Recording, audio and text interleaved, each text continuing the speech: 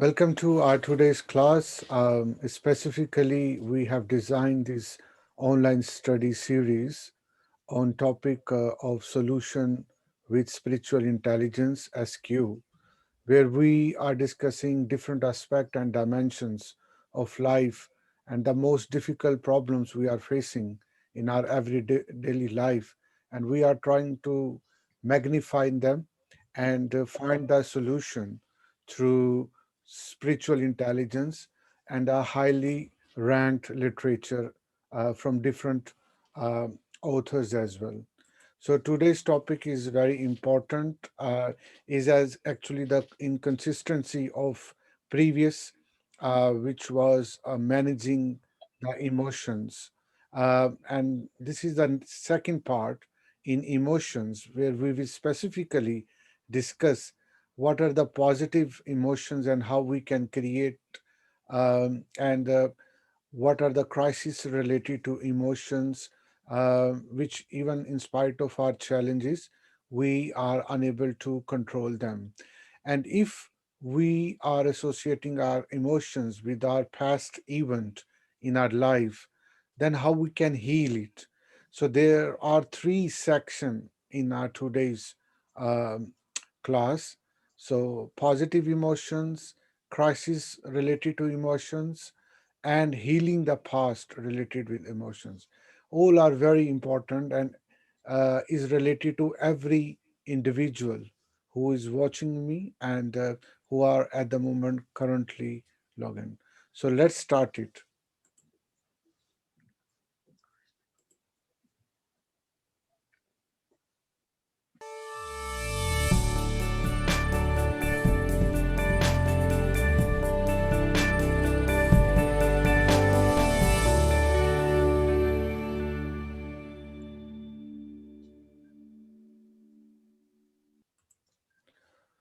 Welcome back.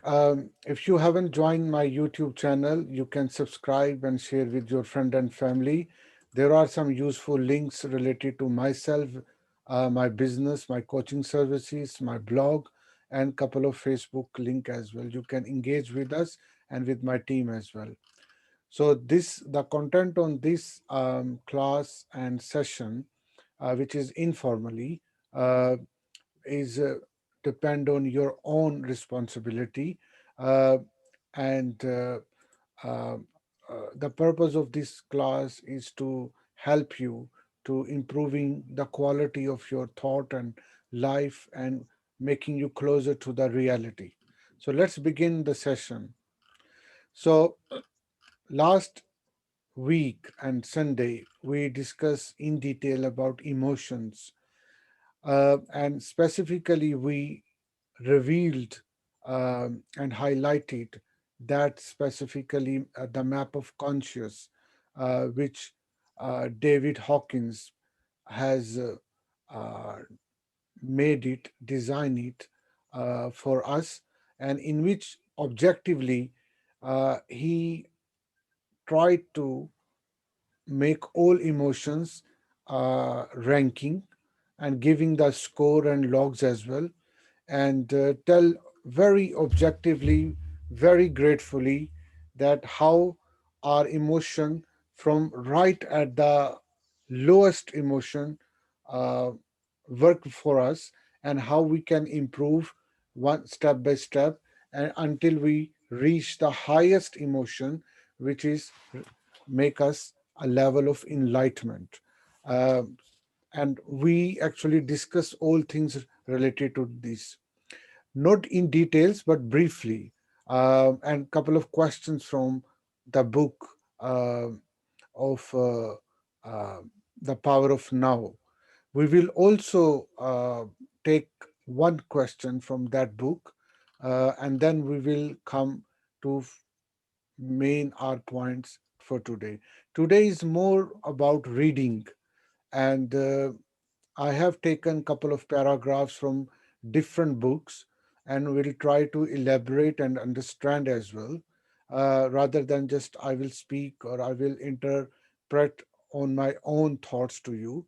Um, so it's better because I found these amazing um, books and some of the useful paragraph related to topic.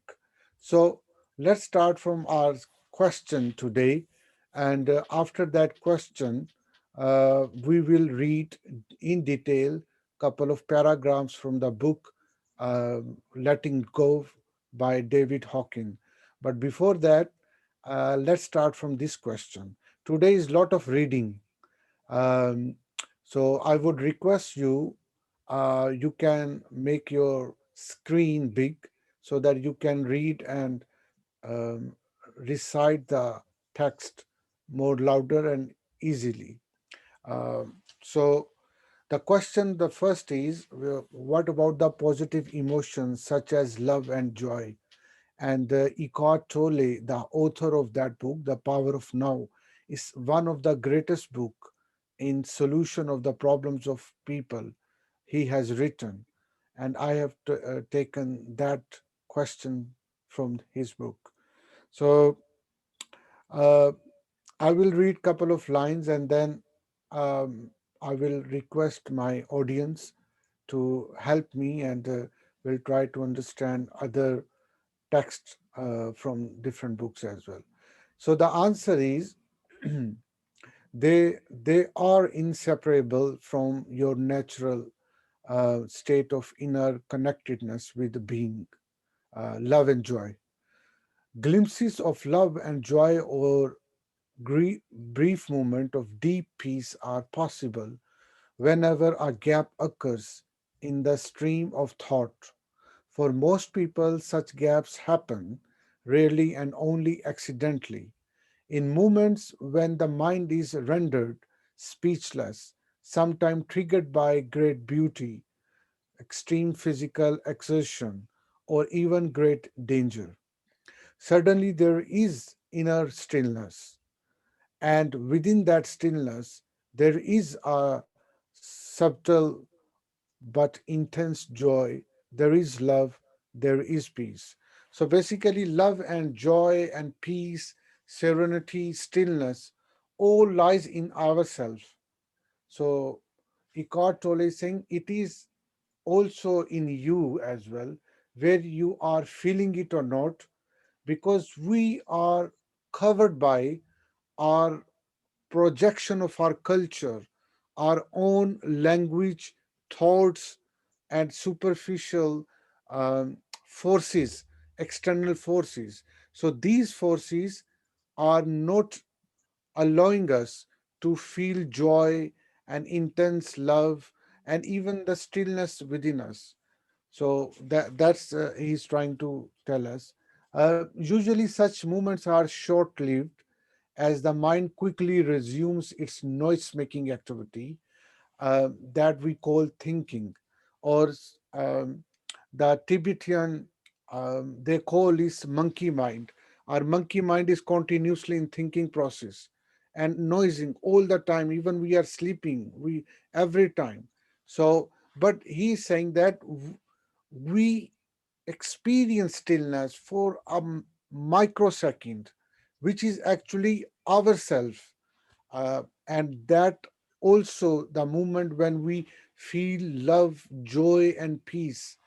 So let's continue. Love, joy, and peace cannot flourish until you have freed yourself from mind dominance, because our thoughts are generating continuously thoughts. And I explain use that every day almost 70,000 thoughts come in our mind.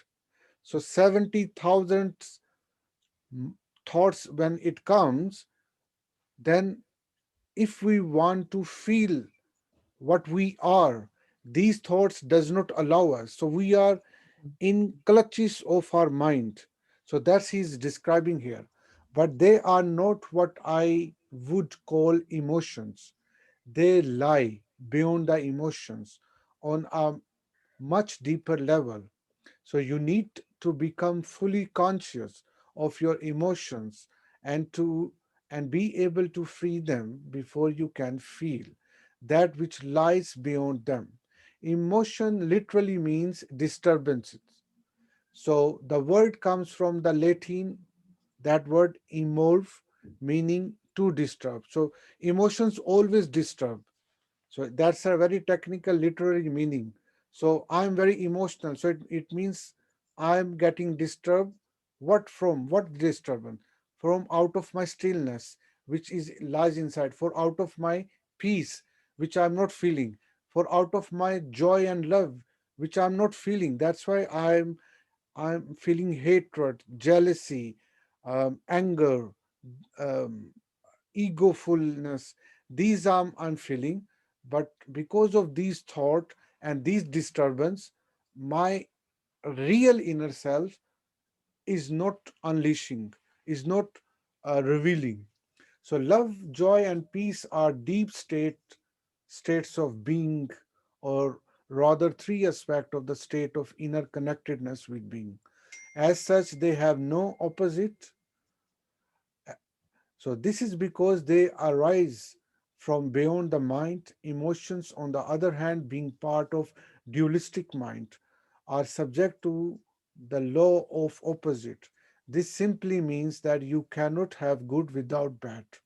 So in that, the unlightened mind identified condition, what is sometimes wrongly called joy, is the usually short-lived player side of the continuously alternating pain player cycle. So he's pointing out where, because our mind has been designed, and we have with the opposite, we identify light. Why? Because we know darkness. We identify pain. Why? We know pleasure. So we cannot, our brain does not identify something until we know the opposite, or we are forced to know. So that cycle comes. So one time, if I'm feeling enjoy, so it's literally meaning in a second moment, or tomorrow, or after a couple of minutes, hour, I will feel sadness. So because it, it's this cycle comes every time and all the time, because we don't know our inner self. So is always derived from something outside of you, whereas joy arises from within. The very thing that gives you pleasure today will give you the pain tomorrow, or it will leave you, so its absence will give you pain. So today you are enjoying from many motives of your life, or people or things, and tomorrow these things will give you pain, because how this life related to brain does operate. Nobody is remain joyful, permanently joyful, or painful. So there is pain after joy, or there is joy after pain. That's continuously coming. Some people feel quicker this change, and some people are hang on pain or joy for longer. And but that will become until we will not identify our stillness and do not have control to generate positive emotions. Um, so, and what is often referred to as love may be pleasurable and exciting for a while, but it is an addiction, clinging, an extremely needy condition that can turn into its opposite at the flick of a switch. So many love relationships, after our initial euphoria has passed, actually oscillate between love and hate, Mhm. attraction, attack. So that's, I mean, that's a reality he is showing. But he wants to inform us in his book about how we can cope it. Obviously, that's not our topic, but I want to specifically highlight the positive emotion, and we need to know the temporary enjoyment and the long-term enjoyment, or permanent enjoyment. Permanent enjoyment only happens when we identify ourselves. We can feel and remain in our stillness, which is a limited time. That's the whole idea of the power of now. We need to live in a present moment. That's he's trying to focus. And where there is no hate, no dark, only positive things we enjoy in that thing. Enjoyment, joy is permanent enjoyment. He's also saying that usually we see I'm very joyful or I'm happy. These are the temporary happiness which we are explaining. The real and permanent and spiritual happiness is that which everlasting, and that's the whole purpose of that book is. That's a different thing, but I want to go further about last paragraph of this answer, and then we will take the other paragraph from the other books. So I would request Jenny to finish this answer. If you can read it, please. Real love doesn't make you suffer. How could it? It doesn't suddenly turn into hate, nor does real joy turn into pain. As I said, even before you are enlightened, before you have freed yourself from your mind, you may get glimpses of true joy, true of a deep inner peace, but still vibrantly alive. These are aspects of your true nature, which is usually obscured by the mind. Even within a normal addictive relationship, there can be moments when the presence of something more genuine, something incorruptible, can be felt. But they will only be glimpses, soon to be covered up again through mind interference. It may then seem that you had something very precious and lost it, or your mind may convince you that it was all an illusion anyway. The truth is that it wasn't an illusion and you cannot lose it. It is part of your natural state, which can be obscured but can never be destroyed by the mind. Even when the sky is heavily overcast, the sun has not disappeared. It's still there on the other side of the clouds. Yeah. So the positive emotion, the if I want to summarize the thing, I will not go in detail because we are short of time. We need to cover a lot of other content. But the main idea of answer of this specifically question, the positive emotion, the permanent spiritual emotion, which are love, joy, stillness, peace, serenity, uh, and the all positive emotion, they are hidden within ourselves, and they are overlapped by other things which are hate, jealousy, and negative emotions or thoughts as well. So that's why we cannot see, but he is emphasizing if we will realize ourselves, then these all negative emotion will just disappear, and otherwise they will not disappear.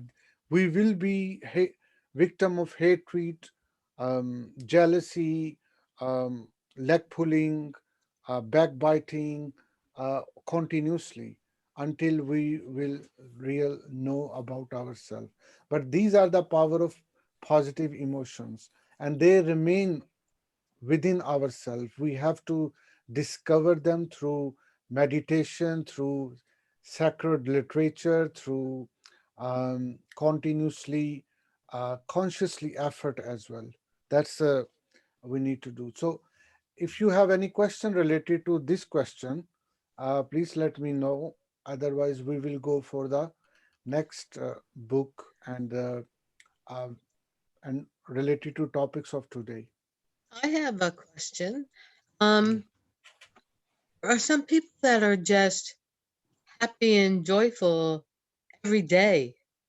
Um, Even like during all of this pandemic and other things that are going around, I often wondered how does one accomplish that? Don't they have any? I always thought if a person had ups, they also had downs, but some people don't seem. Maybe they're just not showing the downs. Yeah, that's right. Um, there may be the two, three possibilities. Um, those people, they are faking the happiness, and they try to portray and project that they are happy, and that might be influencing upon other like you or other people, because you are perceiving them, they are very happy and long term happy even in this bad pandemic era as well, where everybody is struggling with low income or sort of lot of fears. That's one possibility, they are faking it. The second thing, they may be real spiritually uh, enlightened people. They possibly they are they have positive emotions and they have controlled their negative emotions, and they know that how they can make them um, inner peaceful. Possibly they are doing meditation, they are reading and feeling sacred literature, they may have connection with some spiritual transcendent power or God or something. We don't know, but that that is the second possibility they people will have if they are very happy in and you see them they are happy. Well, Thank you. I'll say that I generally am happy pretty much every day, but I think it's because well, for one, I'm busy, so that's helpful. But the other is, I do have that spiritual connection with God, and I feel like with the universe, like I feel pretty one with the universe, with the nature and going outside and really kind of bonding with the stars and that kind of stuff, that I just have this overall sense that I'm not in control. And not being in control allows me a bit of a happiness, because there's a lot of things. There's things I can control, obviously, like really my emotions, I would say, and the way I look at things. But I'm not always, positive all the time. But I'd say optimistic would be a difference of positivity, because I find positivity to be fleeting, like a feeling, but an optimism to be like a way of life and thinking. So there's a difference. But I don't waste my time on things that I really know for a fact I'm not in control of, because what will be will be. So I don't fight things that are not in my power. I think that makes it easier. Right. Yeah, that's a good approach. And lot of people they are not in the same mindset like you are. Um, Everybody has very customized type of life and facts and background and uh, things. So, based on your description, I think it's a very appropriate approach as well. But obviously, there is always space to improve towards more excellency, to achieve more greater value or permanent or universal values as well, like um, possibly so what Jenny is today, if you look at last 5 years ago or 3 years ago or last year, you must be very different from them. And and you can compare as well what the strength you are transferring to your next life after one day or after 5 days or after 1 month or 1 year. So making a comparison, if you are in a positive direction, you will be more much in peace and in delightful mode than before. If it's not, then obviously, and permanent as well, it's more important. If you are in temporary stucking in happiness, so that temporary happiness possibly is a mirage, is a illusion, which is making you that your actions you and your thoughts are aligned, and your mind try to rationalize your wrong actions, that look, you are happy so your actions are perfectly fine. So that's our ego brain or negative side try to deceive us as well. So we need to be very wise as well, and we need to see that whether my thoughts are not deceiving me, and that's the mastery. And obviously, after focusing, practicing, and meditation, or practicing living in a present moment, not in a past or in a negative events if you had occurred any time. So that all will give you a wisdom where you can drive yourself beyond your mind for long-term happiness. And obviously that journey will go on further. Um, if I'm happy today, or from I'm very happy from a couple of days, it doesn't mean that my values are good. It doesn't mean that I might be deceiving by my own self, my fake self.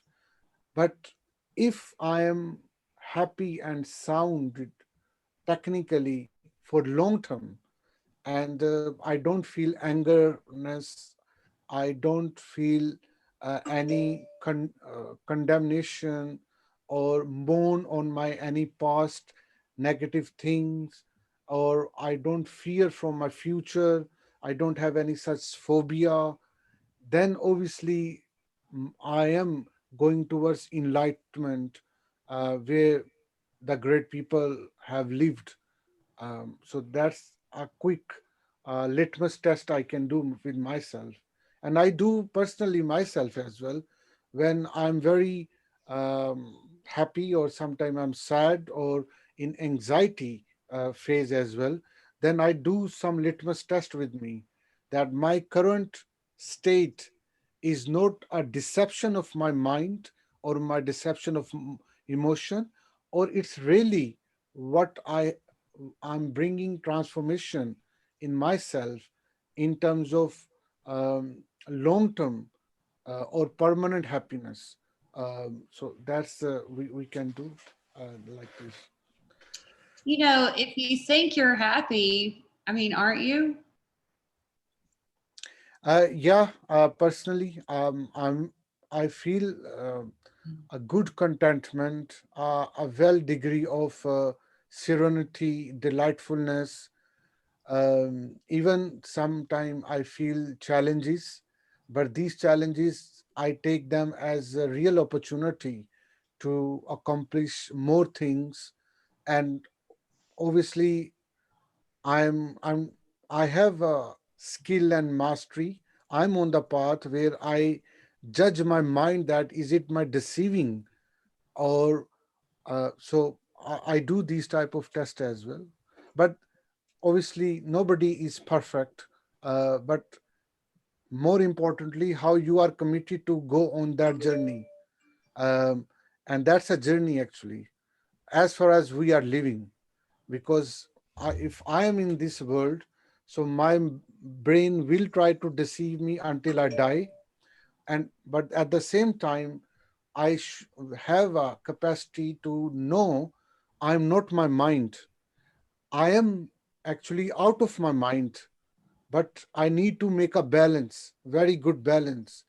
That but what the 90%, 95% people in our daily life, they think they are mind. Whatever they are mind. For example, my mind or thoughts are telling I'm a dad, I'm a son, I'm a, I belongs to that community. I'm a citizen of that. I speak that language. I'm a business entrepreneur. So my mind is giving me so many identities to me. Yeah. And I'm also thinking, I mean, as an ordinary person, oh yes, I am that. I am what my mind is telling me about. But what happens if my old memories disappeared suddenly? For example, I had an accident and I lost my old memory. Imagine.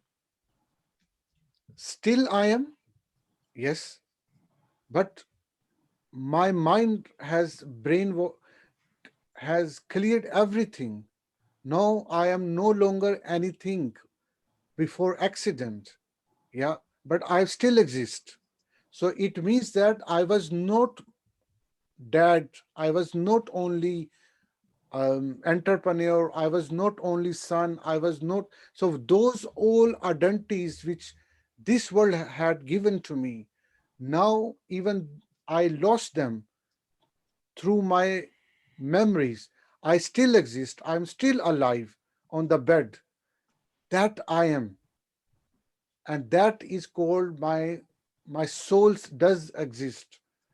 So soul is independent of these temporary identities. So that is also one of the spiritual dimension of human being. So obviously that's we can discuss in details as well. So, uh, but You would I'm just live in the present moment because you wouldn't remember all of that stuff. You would just be you. yeah, that's right. That's right. Um, and that book is a great in terms of awakening you and tell you that present moment how you can discover, and all our worldly identities are just very temporary. What your permanent identity, even you die as well, you need to live with that and try to prepare for death before you die. Um, and what does it mean? Try prepare for death before die. It means that try prepare to make your ego to die before your actual death when you will not in this world. So that's a very thoughtful and very deepest um, actually thought which relate to the ultimate reality, because what I am is actually my ego. So I want to live my body, my thought, my emotion, my spirit of life, all try to make me alive in this world. Now I'm talking with you right now. So this is my ego. Yeah. Now if I am towards enlightenment path, that all four dimensions will serve to make me more higher. Yeah. And that ego will turn into humility. That ego will turn into humbleness, down to earth, even though I become a millionaire as well, or on a very high rank as well. If I will have this, then obviously I am the most blessed person, and I'm on the path of other great people, which which is everywhere, which maybe the Christ Jesus, maybe Prophet Muhammad, maybe all great people in this world, they have come. So that's how I can align myself with other great people who were in this world, and all people were these prophets, and all great persons were trying to actually communicate the same message, that you need to live with your spirit, with your soul, and with humility, with happiness and joy, with joyness, not live in your past, not fear from your future. Just enjoy your present moment, prepare for present moment, and don't try to deceive by your negative mind or blah blah blah. Obviously it's a very detailed topic as well, but it is something which I have learned, and my lot of colleagues and my friend family, they have transformed their life with the same inspiration from myself. Even I'm not telling them, they feel that inspiration. The, so, and that's why I'm doing these classes as well. So, and also at the same time, I'm learning as well with your assistance and cooperation as well. So, uh, that's the journey. Thank you very much. I think it took quite long. So, But it um, was good. It was good. Very good. Yeah, very good. Yeah. Thank you. I used to worry about my past, and then it would be, "Oh, well, what's going to happen in my future?" And I forgot how to live for the moment. Right. That's right. Yeah. Mm. Yeah, you miss Yeah, it. The moment will be gone. Yes. Yeah, the past is back It's back there, and there. Yep. yeah, the mm, future's coming, but now we have right now we won't get that back. That's true. absolutely. That is my one of the next segment of today's class is the people think that they are thoughts, or they are emotions. So, or they are their action, which my body is doing. So either I am my action, what I am my thoughts, or what I am emotions. One of the three thing or combination of three things make me my ego are very strong in this world for my survival, and uh, it's look like that's a reality. It's a ultimate reality, and I'm a combination of one or two or three or all these things, and that's I am. But the good news is, and actually the revealed thing is, we are not either our actions, we are not either our thoughts, we are not even our emotions. We are out of these things. And when we actually experience stillness, enjoyment, the power of now, when we live in a present moment, when we live with our soul, and then these things will not have any impact on us, on me. And they, because these three things, what it creates our past. When we are living in any emotional process, or we have so many thoughts, for example, or my body has act something. So with these three things, I am going to create my history of my life, my past. Now, if most of the time these all things have a negative past affiliation of myself, and all the time in my present and future will connect with my that negative past, and that make me more broken. For example, imagine a person who have been victim of, let's say, any crime, maybe robbery, maybe a physical or sexual torture, maybe economical setback, maybe his or her business collapse, maybe his friend or family has been killed, anything.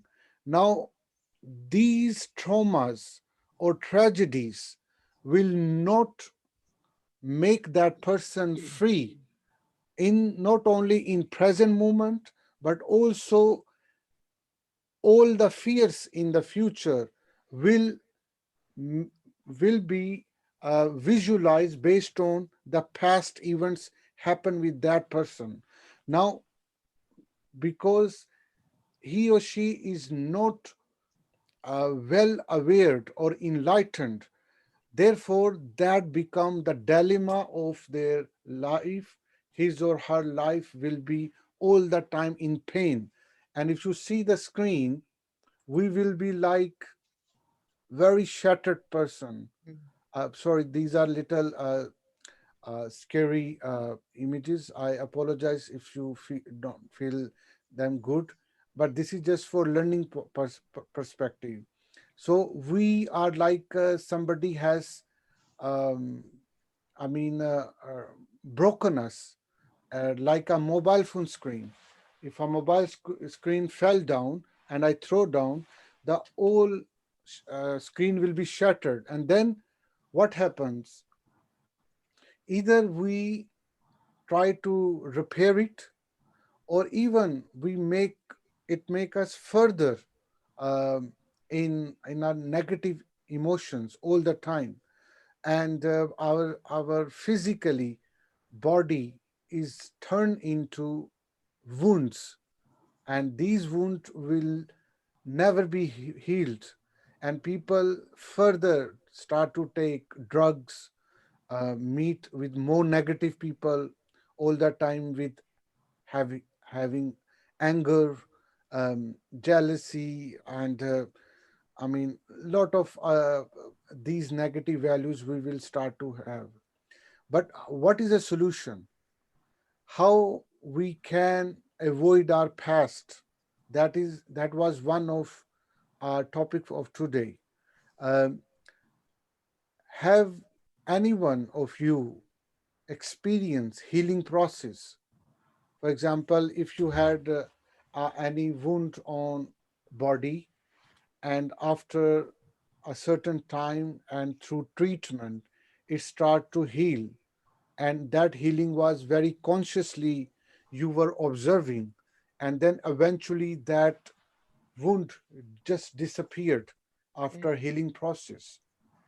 Like our physical body, we witness that maybe from childhood to today, many time I may have cut on my body, or maybe um, some sort of wound appeared on my body, and after treatment it gradually, slowly wounded and treated well, and after it's disappeared. And even I don't know when it happened and which age it was appeared in my body. The same thing, our emotions, our thoughts, our soul, all are wounded because of traumas, because of complex worldly affairs, because of complex negative relationships with objects and with people. So all these body, mind, heart, spirit are broken, are cracked like a physical thing. So as a spiritual healer, or a doctor, or a therapist, or lot of medical professional people, they try to help people to heal their wounds. And this is one of the process. If you see, this is a wound in our one of area in body, and that is a worse condition. And then after treatment, it getting better, and here it's almost is finishing. That I'm just showing you, so that I want to take you what actually healing is. And it is a step by step process where we mend our repairs, our wounds, where we repair our thoughts. So same thing, we have so complex mind, and we learned very negative things from our society, from maybe our childhood experiences, from and from possibly in my from my professional um, journey, from my matrimonial or family life, or maybe for anything. Now I need to have heal my thoughts. Now I need to heal my emotions, which are continuously generating, and these thoughts are creating negative emotion, and that negative emotion try to again create a negative thoughts.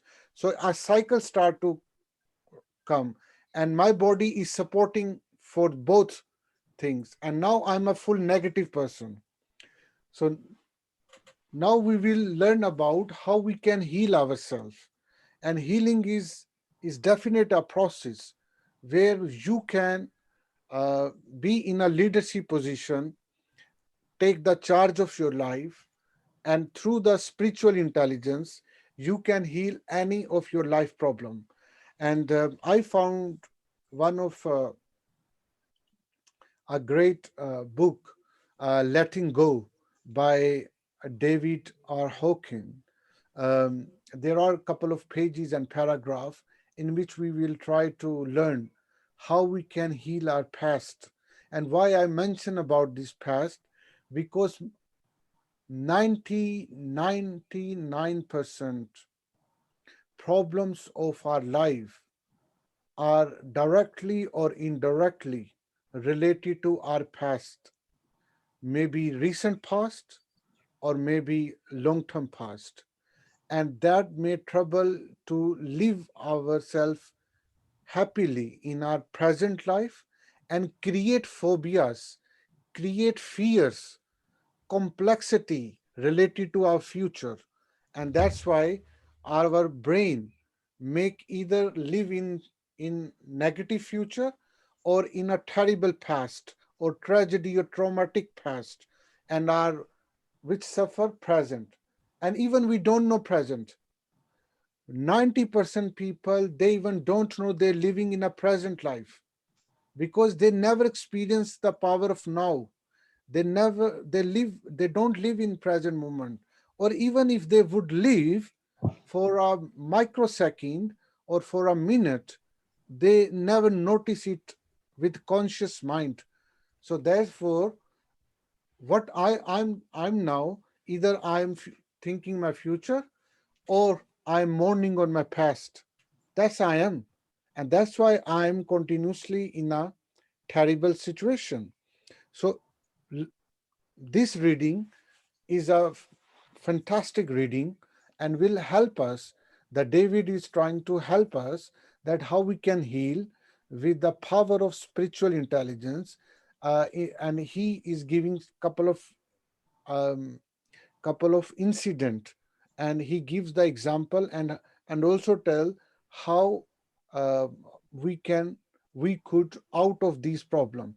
And one of the greatest uh, question and the answer in these paragraphs are: has anybody read Viktor Franklin book, Man's Search for Meaning? Man's Search for Meaning is a fantastic book, is a top 10 book of the world, which has inspired the people, and in which he is a Jew psychiatrist. And in a Second World War, when the Hitler announced to kill millions of Jews, unfortunately, and they started to build concentration camps where they used to uh, kill the thousands of families, children, and women's and men's and all Jewish people from their country at all. He was one of the prisoners, and he was an intellectual person, but he was caught by Hitler's army. And then he knew that his all parents, siblings, actually children as well, all were killed in front of his eye. And now it was his turn to be killed in, I think, in a concentration camp. At that time, with extremely painful condition of loss of his parents, all relatives, children, and siblings in front of eye, he actually realized how he can create positive and meaningful emotions and thought and come out from current condition. While he was in concentration camp, he was naked. He even did not had any cloth on in the camp. That moment he got the motivation to still live and survive the best. And then when he came out, he wrote that book, and that book uh, gave healing to millions of people around the world. And that's why it often referred by Stephen Covey as well, the Seven Habits, highly effective people author, and the Letting Go, David Hawkins as well. And you, I would recommend you who are watching me on YouTube as well, that this book you must read it. It's a very small book, but it tells you the whole autobiography of Viktor Frankl and how he came out from his old traumas, and then he designed a new medical history obviously, which is not my topic of today, but that so David is trying to give his example as well. So let's start it, and I will not describe the things in detail. So I will ask you, once you will be reading and watching it, you try to learn more yourself. Because of limited time, it will not possible to explain in details. But if I think that I should explain for a while, then I will stop you to just highlight on that specific lines. So I would request now, one by one, we will try to read these couple of pages, um, and we'll try to. But during the reading, if you have any question, please share with me, and we will try to discuss as well. Obviously, I'm not author of that book, uh, but possibly if you have a question, I will try to explain based on my experience or my own understanding, uh, and that's how we can learn from each other at the available resources what we have. So let's start the chapter Healing the Past from the book Letting Go. So I would request Cynthia to read this page, and the next page, um, Jenny will read it. So I think the first page, every page has three paragraphs. So please, Cynthia, if you can read it for us, please. Okay. When we look at our lives, we will see the residual of past life crises which are still unresolved. Thoughts and feelings about the events tend to occur and color our perception, and we will note that they have disabled us in certain areas of life. At that point, it is wise to ask ourselves if it is worth paying continuing cost. Now that we have some mechanisms by which to handle these residuals, we can be uncovered, or they can be uncovered. Residual feelings can be investigated and let go of some of that, let go of so that a healing can take place. This brings us to another emotional healing technique that becomes powerful once the major event has passed. This is to place the event in a different context, to see it from a different perspective, and to hold it in a different paradigm with a different significance and meaning. You Yeah, want me it's to a keep, great, yeah. want me to keep going? Yeah, please. Okay. It is said that most people spend their lives regretting the past and fearing the future. Yeah, I've been there. Therefore, they are unable to experience joy in the present. Many of us have assumed that this is our human fate or lot, and the best that we can do is grin and bear it. Philosophers have sometimes made hay out of this negative, however you pronounce that, pessimistic approach, and developed whole seasons systems of nihilism. That's These correct. these philosophers, some of whom have become celebrated over the years, are obviously mere victims of painful emotions that they did not handle, and which triggered endless intellectualization and elaboration. Some spent their entire life constructing sophisticated intellectual systems to justify which is glaringly obvious as a simple suppressed emotion. Yeah. So is showing the system of nihilism, and nihilism is one of the most pessimistic approach people they do, um, and we come across these people every day uh, when they leg start to leg pull you and make very negative approach for any sorting the problem. But that problem, instead of removing it, more trigger towards become a more big problem.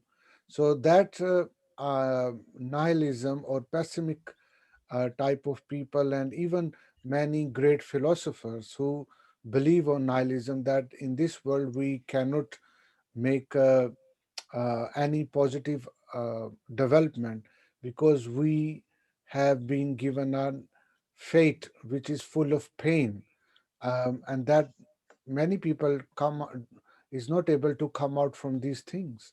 An entire lifetime, um, they are making the rational lies, because they are following their brain, and that's how many people they remain in a negative feeling, and that will pile up until they start to use drug and become more worse, and maybe commit the suiciding as well.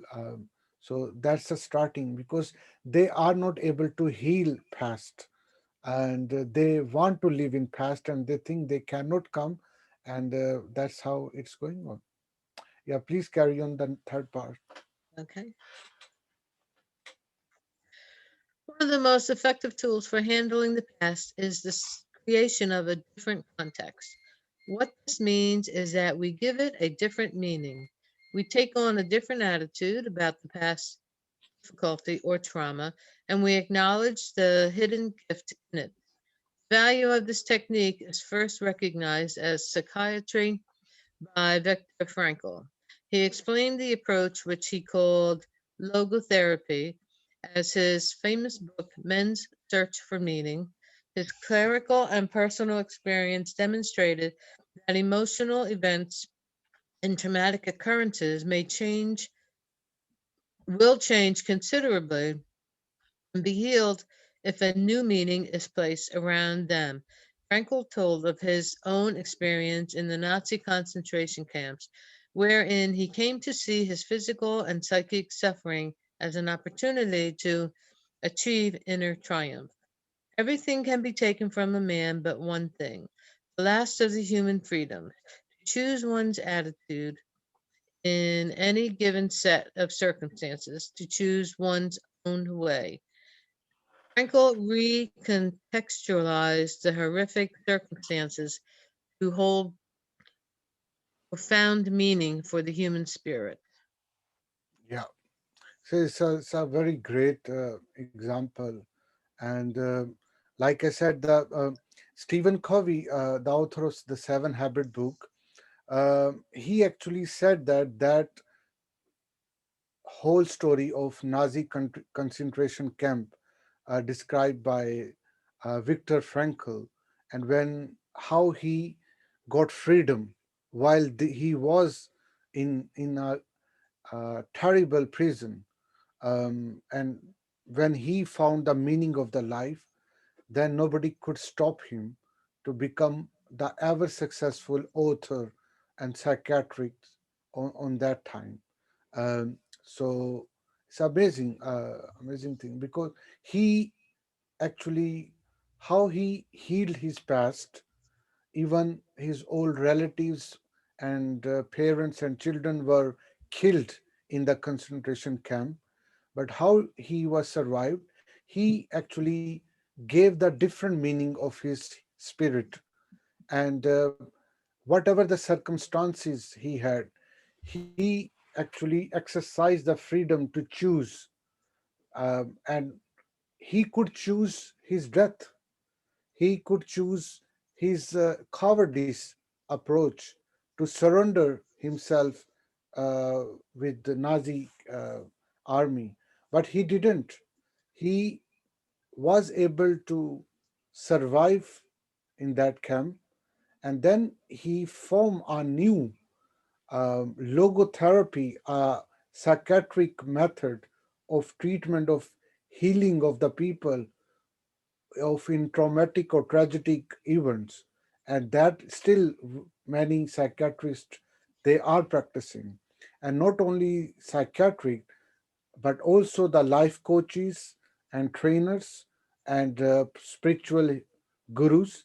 They all give that book as a reference, that your your grief or your tragedies cannot be more than Viktor Franklin, and he could survive and survive fantastically, then you can do as well. So the actually Viktor Frankl is our role model, in this context. Yeah, I would request now Jenny to read the next three paragraphs, please.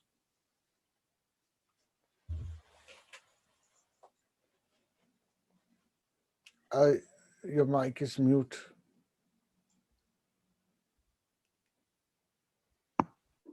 Here we Thank go. Is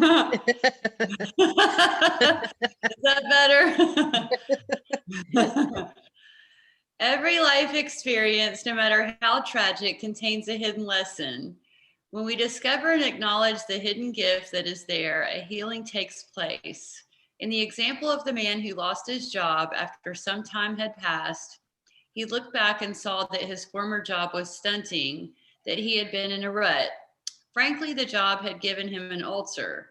Prior to losing the job, he had only seen the pleasures from it. Once outside the situation, he began to see the cost that he had been paying physically, mentally, and emotionally. After losing the job, he was open to discovering new abilities and new talents. In fact, he began a new, more promising career. So, life events are opportunities to grow, expand, experience, and develop. In some cases, it seems in retrospect that there was actually this unconscious purpose behind the event, as though our unconscious knew that something important had to be learned. And infill as it was the only way it could be brought into experience. I don't know what that means. This is part of the psychology of the psychoanalyst Carl Jung, who concluded after a lifetime of study that there's an inborn drive in the unconscious toward wholeness, completeness, and realization of the self, and that the unconscious will devise the ways and means of bringing this about, even if they are traumatic to the conscious mind. Jung also said that in the unconscious, there was an aspect of ourselves called the shadow. The shadow is all the repressed thoughts, feelings, and concepts about ourselves that we do not want to face. One benefit of a crisis is that it often brings us into familiarity with our shadow. It makes us more human and more whole to realize what we share with all of humanity. All the stuff that we thought they were guilty of is equally in ourselves. Thus, when it is brought up to a conscious awareness, acknowledged and surrendered, it no longer unconsciously runs us. Once the shadow has been acknowledged, it loses its power. All that is necessary is merely to recognize that we have certain forbidden impulses, thoughts, and feelings. Now they can be handled with the so what. Yeah, I think, okay. Let me see. Yeah, we need to read further. Yeah, Cynthia, if you can continue to reading for the next one. Let me. Okay. Yeah, Um, okay. Where am I reading? yeah, Starting from the top again? yeah. That's the next page. Is passing through a life Okay. crisis. Passing through a life crisis then makes us more human, more compassionate, more accepting and understanding of ourselves and others. We no longer have to indulge in making others wrong or making ourselves wrong. Handling an emotional crisis leads to greater wisdom and results in lifetime benefits. Fear of life is really the fear of emotions. It is not the facts that we fear, but our feelings about them. Once we have mastery over our feelings, our fear of life diminishes.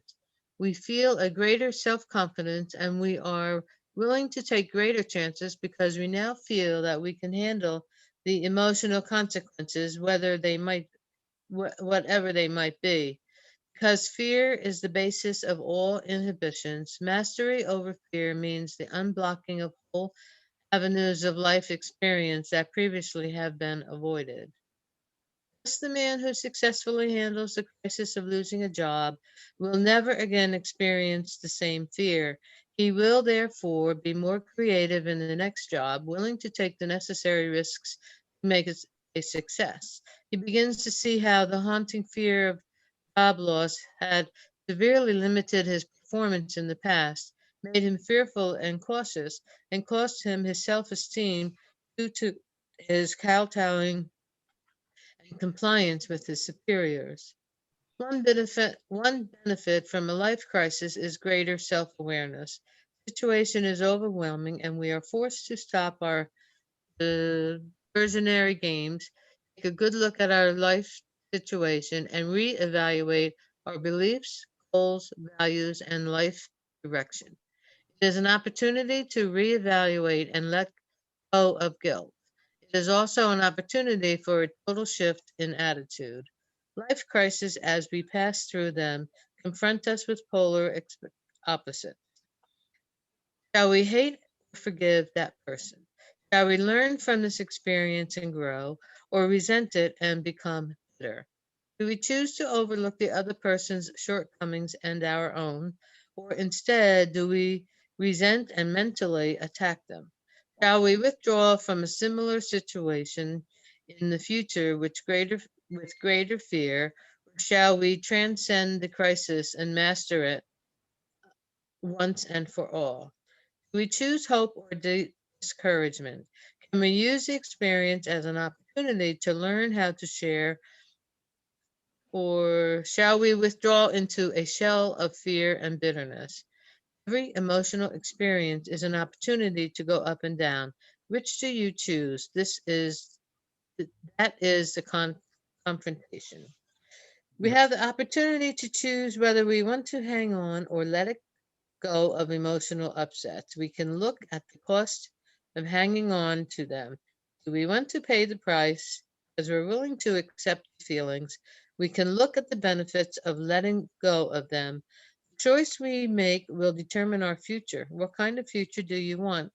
Will we choose to be healed or will we become one of the walking wounded? I think Thank this you. whole page applies to me. Yeah, I absolutely. think it applies to Sometimes, every one of us. yes. I'm reading about myself. Yeah, yeah, we are.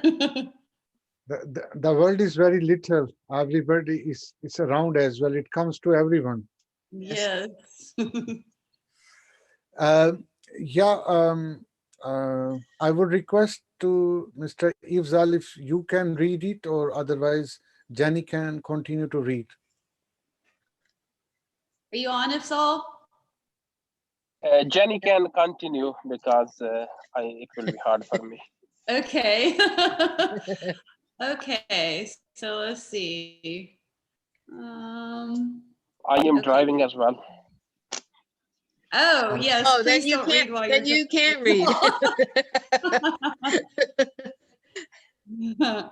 Okay, in making this choice, it is well to look at the payoff we get from hanging on to the residuals of a painful experience. What are the satisfactions we are getting? How little are we willing to settle for? Anger, hatred, self pity, resentments. They all have their cheap little payoff, that little inner satisfaction. Let's not pretend that it's not there. There is a weird, quirky pleasure when we hang on to the pain.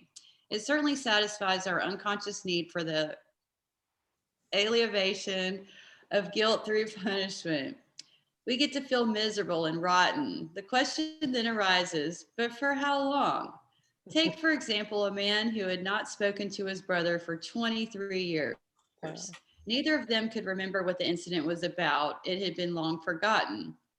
But they were in the habit of not speaking, and so for 23 years, they paid the price of missing each other's company, affection, togetherness, and family matters, and all the shared experiences and love they could have had.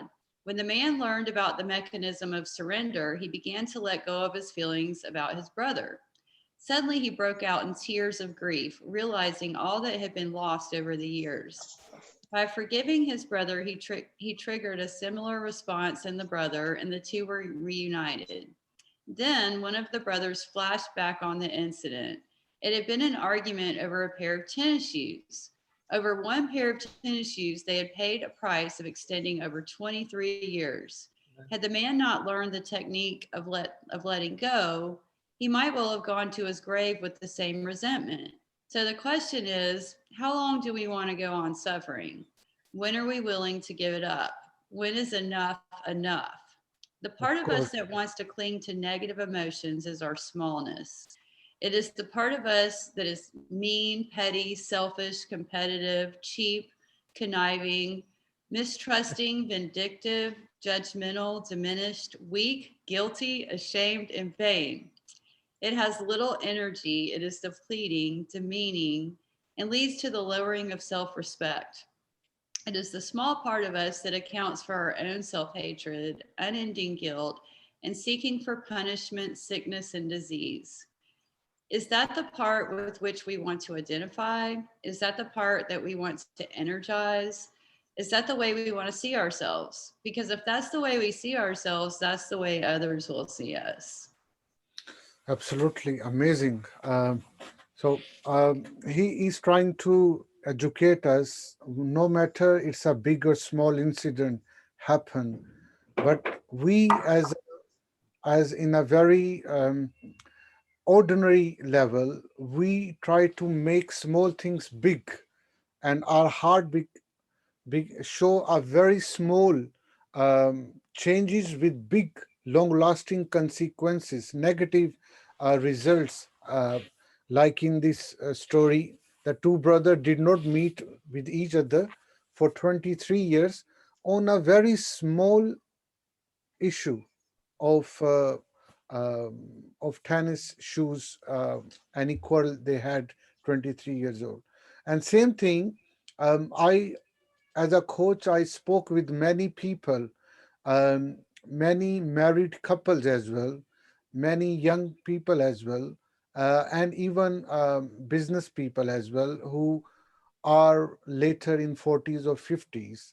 And sometimes their broken relationships are due to the past small things or small set of expectations which even they have forgotten, but because of the long relationship they have um, broken, that's they never go back to say hello hi or try to heal the relationship, because on a small heart they don't have a courage to go back and reconcile with that person on a past, even they don't have courage to say sorry what he has done on a small issue or matter.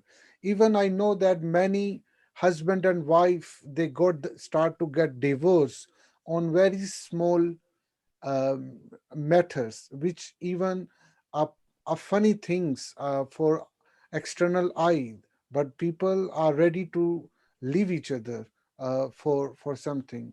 So he is telling about amazing one of the quote, last line which Jenny just recited is, the way we see ourselves, that's the way others see will us.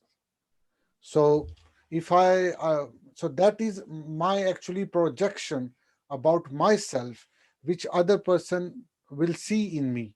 And obviously if I am saying that other person is wrong, so it means I'm wrong. Or if I try to blame other, the other person will blame that he is a very negative point or she is a negative person, and that's how I'm projecting myself upon other people, and I will break my old relationships in, and that's happening with a lot of people, unfortunately. And therefore we cannot heal our past for many. And he mentioned so many bad values. Uh, it is a part of us that is mean, petty, selfish, competitive, judgmental, diminished, weak, guilty, ashamed, mistrusting. These are all things we are either a product or we become a part of the problem rather I the think they, solution of the problem. I'm sorry. I think they left a few things out when You think listing they all missed of. something? I felt like he went off on us. Yeah, there, I was like, wow, as I was reading it, I'm just I- like, are you sure you didn't miss anything? I don't like to repeat the bad values again and again. So, uh, Yeah, that's the last paragraph related to healing the past. Um, Let me summarize myself. The world can only see us as we ourselves. Are we willing to pay those consequences? If we see ourselves as cheap and petty, it's unlikely that we will at the top of the company list for our raise. The price of holding on our smallness can be demonstrated with muscle testing. The procedure is fairly simple. Hold in a mind a mean, petty thought and have someone press down on your arm while you resist. Notice the effect. Now choose the exact opposite view. Picture yourself as being generous, forgiving, loving, and experiencing your inner greatness. Instantly, there will be an enormous increase in muscle strength, indicating a surge of positive bioenergy. Smallness brings weakness, sick, sickness, disease, and the death. Do you really want that? Letting go of negative feelings can be accompanied by another very healthy maneuver which will greatly assist your inner transformation, and that is to stop resisting the positive emotions. So it's a brilliant another solution which he is trying to tell us uh, on a mental level, that if we start to picture ourselves being a generous, forgiving, and living and greatness, uh, inner greatness, then the the result will be a consequence and positive energy start to feel we will. So uh, there are one chapter left which is related to the positive energy. Our session has already too long. If you guys have time, then I can continue for the next 2 3 paragraphs.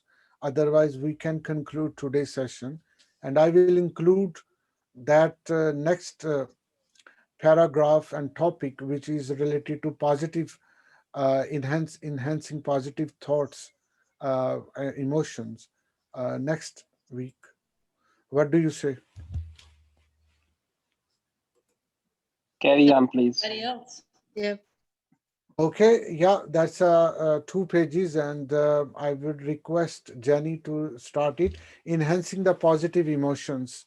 How we can uh, enhance our positive emotions, and that we know already that everybody has a positive emotions by default. Every soul and consciousness has positive energy, which are love, serenity, enlightenment. uh, Let me take these things. Yeah, let's consider this roadmap, the map of the conscious, which has a list of all emotions. And our positive emotions start from here: affirmation, trust, optimism, forgiveness, understanding, reverence, serenity, bliss, ineffable. So these are the positive emotion, and below all are the negative emotions. So let's go back to our, yeah. So we are talking about these positive emotion and how we can enhance them. Obviously, that's our conscious effort. We can enhance. So let's start it. The corollary to letting go of negative emotions is to stop resisting the positive ones. Everything in the universe has its opposite. Therefore, in the mind, every negative feeling has its counterpart between smallness and greatness, whether we are constantly aware of its existence at any given moment or not. A good and very illuminating exercise is to sit down and look at the feeling that is directly opposite the negative one that we are experiencing and begin to let go resisting it. Let's say, for instance, that a friend's birthday is coming up and we are feeling resentful and stingy. Therefore, we just can't seem to get out to shop for a present, and the day is getting closer. The exact opposite feelings are those of forgiveness and generosity. We just start looking for the feeling of forgiveness within ourselves and stop resisting it.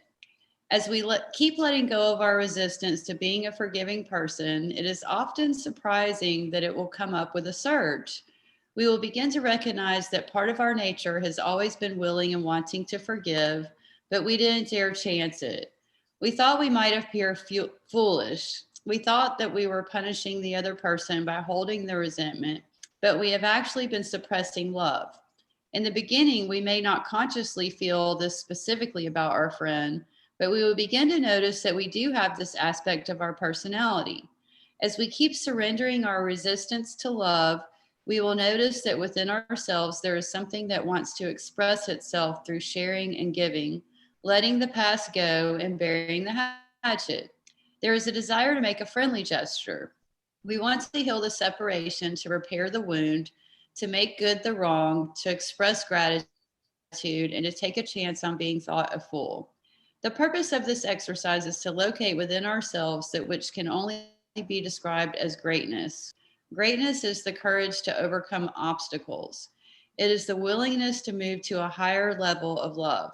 It is the acceptance of others' humanness and having compassion for their suffering by putting ourselves in their shoes. Out of the forgiveness of others comes self forgiveness and the relief of guilt. The real payoff we get is when we go to our negativity and choose to be loving. We are the ones who benefit. We are the ones who gain from the real payoff. With this increased awareness of who we really are comes the progressive and vulnerability to pain. Once we compassionately accept our own humanness and that of others, we are no longer subject to humiliation, for true humility is part of greatness. Absolutely. Thank you very much. Amazing. The last page for the day, I would request Cynthia to continue, please. Of the recognition of who we really are comes the desire to seek that which is uplifting. Out of it arises a new meaning and context for life. When that inner emptiness due to lack of self worth is replaced by true self love, self respect, and esteem, we no longer have to seek it in the world, for the source of happiness is within ourselves. It dawns on us that it cannot be supplied by the world anyway. No amount of riches can compensate for an inner feeling of we all know of many multi-millionaires who try to compensate for their inner sense of hollowness and lack of inner worth. Once we have contacted this inner self, the inner greatness, the inner completion, contentment, the true sense of happiness, we have transcended the world. The world is now a place to enjoy, and we are no longer run by it. We are no longer at the effect of it. When we utilize these techniques by relinquishing the negative and surrendering resistance to the positive, sooner or later we come into a sudden comprehensive awareness of our true dimension.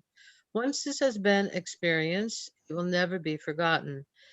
The world will never intimidate us again as it once did.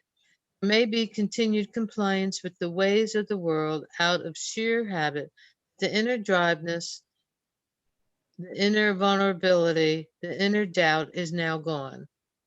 Outwardly, the behavior may appear the same, but inwardly, causes for it are now totally different. The end result of a conscious handling of emotions is involuntary, blah blah, and and impetuous, another blah blah. Our inner nature is now bulletproof. We are able to go through life with balance and grace. Yeah, absolutely. That's how we can enhance our emotions. That's a thank you very much. I will show you a 1 minute video quickly, and that's a very heart touching video. It's just 1 minute, and in which these are the design video made on computer for healing purpose, how our lungs can heal after damaging. So I thought that I should share with you. So let's see.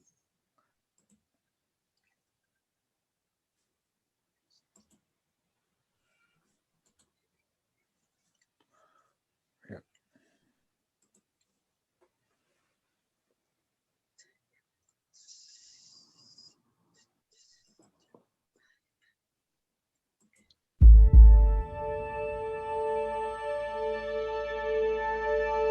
In healthy lungs, alveolar epithelial cells form part of the alveolar capillary barrier.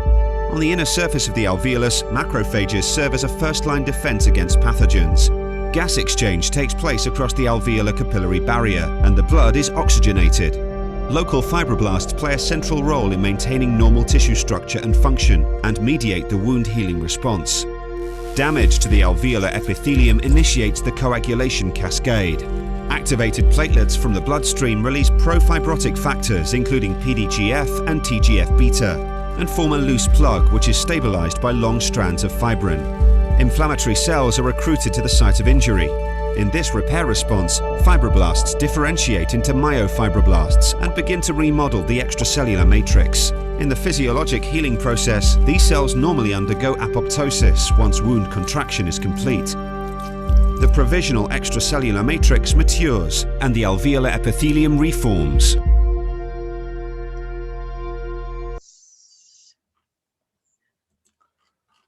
So that was a quick video. The basic purpose of that quick video is to give you the real understanding about like how our body parts are damaged, wounded, and then we make treatment to heal them. The same thing, our past, our mental thoughts, our emotions, our spirit, everything, they also get damaged, cracks as well. And we, as a human, as a spiritual being, has a capacity and the power to generate positive emotion, cope with our emotional crisis or a mental crisis by healing our past or traumatic or tragedies we have experienced and turn ourselves to live in a present moment with the power of love, stillness, and uh, to feeling our own soul connected with some super natural or transcendent power. You may call it God or anything. That can do it definitely. So I believe you enjoyed the today's session, and if you haven't subscribed our YouTube channel, you can, and you can share with your friend and family. We arrange these sessions every Sunday 8 p.m. according to UK time, and I will continue to present this new series of solutions with spiritual intelligence online. Uh, and next week, I will come with a new topic with possibly the power part four with the new topic. Um, and you can invite your friend and family, or co-worker, or office colleagues for these free online classes. Thank you very much for your time, and see you next week. Thank you. Thanks, Maratib. Thanks, everybody. Hmm.